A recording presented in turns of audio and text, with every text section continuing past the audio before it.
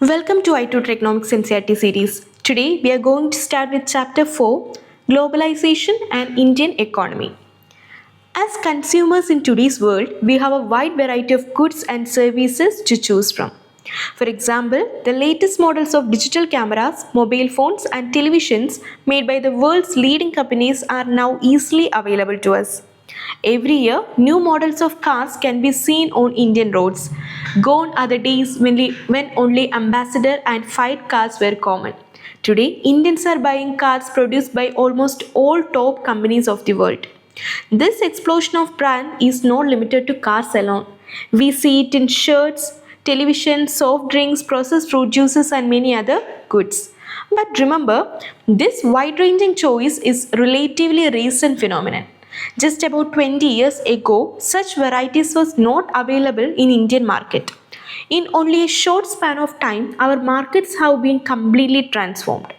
Now, the question is, how do we understand these rapid transformations? What are the factors bringing about these changes? And how are these changes affecting people's lives? These are the questions we will discuss in this chapter on globalization and Indian economy. Production across countries. Until the middle of 20th century, most production was organized within individual countries. What usually crossed national boundaries were raw materials, food items and finished products. For example, colonies like India used to export raw materials and food items and in return import finished goods from their colonial powers. Trade was the main channel that connected distant countries during this time. But later, a new development took place, the rise of large companies called multinational corporations or MNCs. An MNC is a company that owns or controls production in more than one country. A MNC is a company that owns or controls production in more than one country or nation. These companies set up offices and factories in regions where they can find cheap labor and resources. By doing this, the cost of production becomes low and MNCs can increase their profit. MNCs are not just selling their finished products globally. More importantly, the goods and services themselves are produced globally. This means production today is organized in increasingly complex ways. The production process is divided into smaller parts and spread across different countries. Each country contributes according to their advantage. For example, China is chosen as a cheap manufacturing hub. Mexico and Eastern Europe are preferred because they are close to US and European markets. India provides highly skilled engineers who can handle the technical side of production, as well as educated English-speaking youth who can work in customer care services. By spreading out production across countries, MNCs can save nearly 50% to 60% of cost. Clearly, the advantages of them are immense. Now, interlinking production across countries. MNCs usually set up production in places where conditions are more favorable. That means where the markets are nearby, where both skilled and unskilled workers are available at low cost, and where other production needs like land, raw materials and power are easily available. They also prefer countries where government policies support their interest. When MNCs set up factories or offices, they spend money on buying assets like land, building, machines and equipments. This spending is called investment. And when such investment is made by an MNC, it is known as foreign investment. Big MNCs don't always produce everything themselves. Instead, they place orders to small producers in developing countries. Garments, footwear, sport items are examples of industries where production is carried out by a large number of small producers around the world. How it works? Yes, small producers make the products according to the MNC specifications. Then the MNC sells these products under its own brand name in the global market. Since small producers depend on MNC orders, the MNC decides the price, quality of standards, delivery deadlines, even labor conditions in factories for these distant producers. MNCs spread production in multiple ways. Partnership with local companies, by using the local companies for supplies, by closely competing with local companies or buying them up, MNCs are exerting a strong influence on production at these distant locations. Think of an MNC as a giant spider spinning its web across the globe. It connects factories, suppliers, and market from different countries, controlling how things are produced and sold. Now, foreign trade and integration of markets. Foreign trade means import plus export. So it is the oldest way of connecting countries with each other. Producers are not limited to selling in their domestic market only. They can also sell their goods in foreign markets, competing globally. Buyers are not restricted to goods made within their own country. By importing, they can get variety of choices, like Indian buyers get Korean phones, American jeans, Swiss chocolates, and so on. So when trade opens up, good travels between markets. Prices of similar goods in both countries tend to equalize. If sugar is cheaper in one country, people will import it and the price differences reduce. Producers of both countries now compete with each other even if they are thousands of miles apart.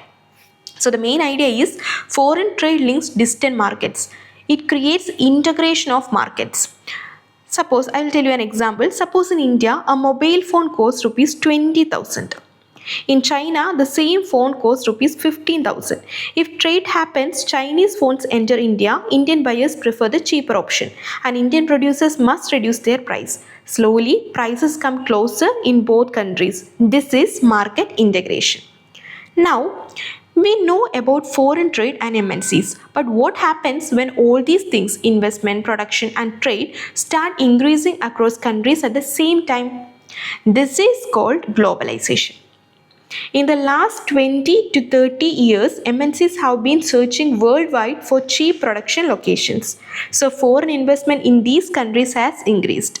Along with this, foreign trade has also grown very fast. A major portion of this trade is controlled by MNCs. For example, Ford Motors has a plant in India. From here, it has done three things. First one, produces cars for Indian consumers, that means domestic market. And second thing, export cars to other developing countries. And third thing, export car parts or components to its other factories across the world. So one MNC connects many countries through both production and trade. So globalization is the process of rapid integration or interconnection between countries through trade, investment, production, and flow of goods, services, technology, and people. Now, greater foreign investment plus greater foreign trade leads to closer integration of production and markets across countries. Globalization is the process of rapid interconnection between countries. MNCs play a major role in globalization. They move goods, service, investment, and technology across countries. As a result, most regions of the world are now more closely connected than a few decades back. Another way countries are connected is through people moving across borders. People usually migrate for better income, better jobs, better education, and so on. However, in the last few decades, this movement of people has not increased much due to various restrictions like visas, work permits, and immigration laws. Now, factors that have enabled globalization. Role of technology. Rapid improvement in technology have been a major factor driving globalization. Okay, for instance, the past 50 years have seen several improvements in transportation technology. This has made much faster delivery of goods across long distance possible at lower cost. That means transportation of technology. Now, information and communication technology also plays an important role. Development in telecommunications, computers, and the internet have been even more remarkable. These allow people and business to access information instantly, communicate across the world even from remote areas. Computers are now in almost every field. The internet allows us to obtain and share information on almost everything. Send instant emails and even voice messages globally at very low cost. Now, factors enabling globalization, liberalization of trade and investment. Suppose China exports toys to India. If Indian government imposes a tax on these toys, the price of Chinese toys increases. As a result, fewer Chinese toys are imported and Indian toy makers benefit. This tax is an example of a trade barrier, a restriction set by government to regulate foreign trade. So after 1947, India had barriers on foreign trade and investment. Why? Yes, to protect domestic industries which were just starting in the 1950s and 60s. India allowed imports only of essential items like machinery, fertilizers, petroleum, etc.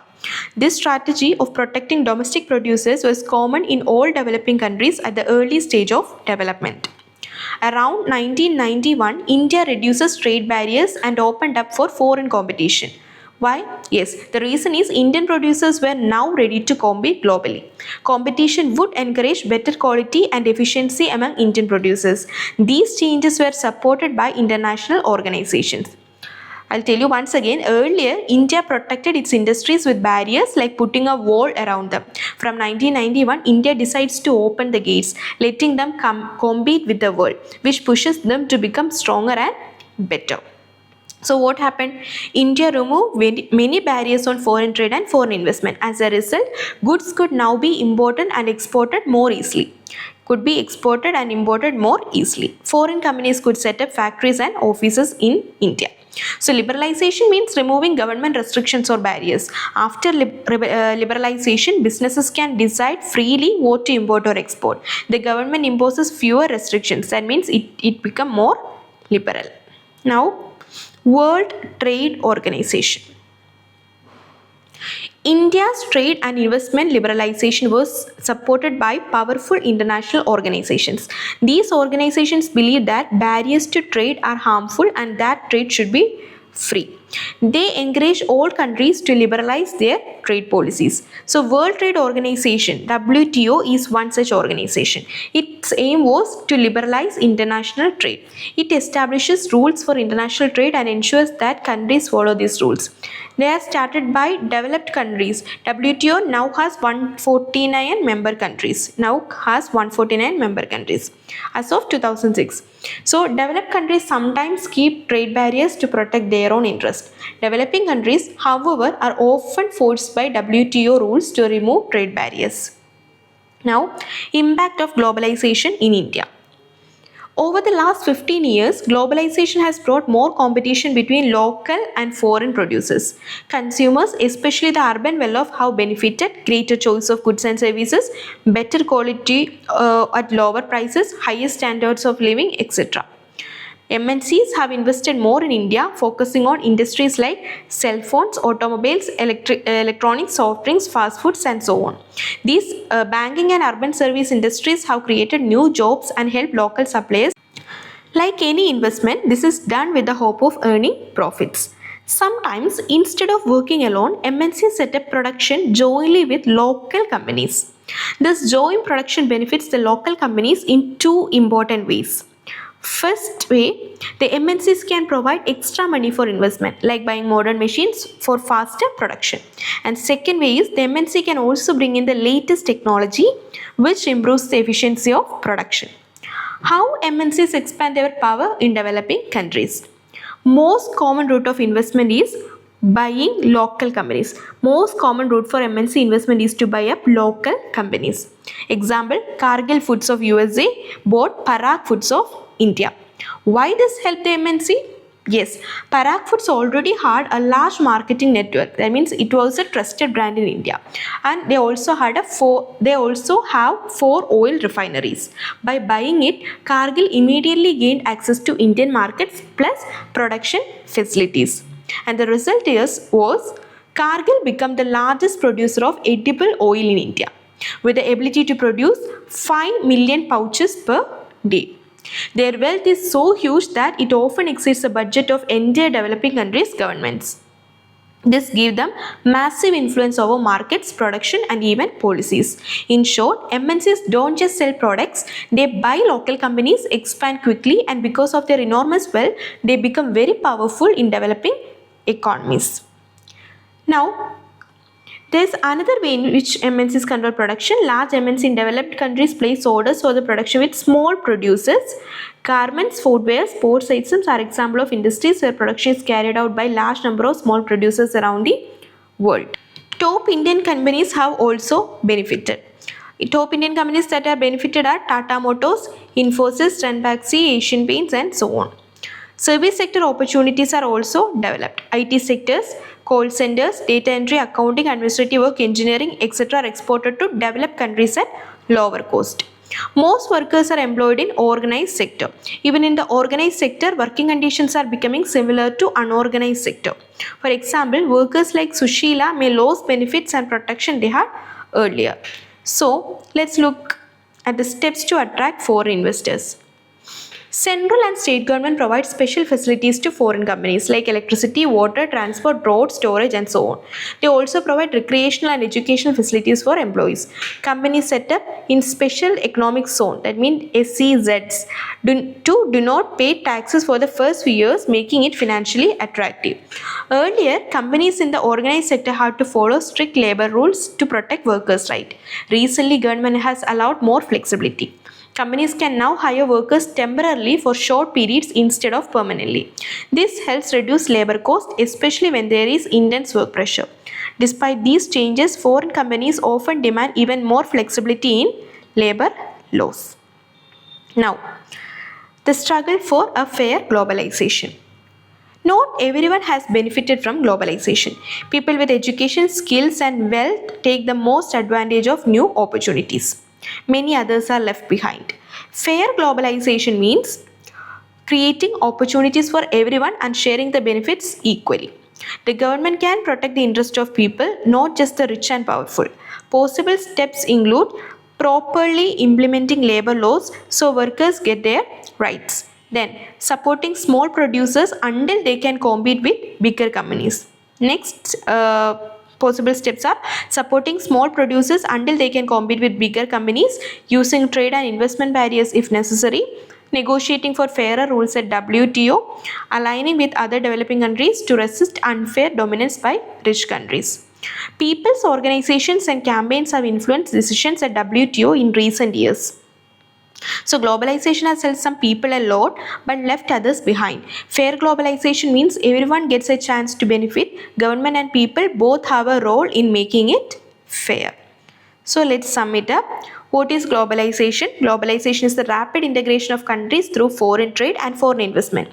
MNCs play or multinational corporations play a major role by looking for locations around the world that are cheap for production. Production is now organized in complex ways across countries.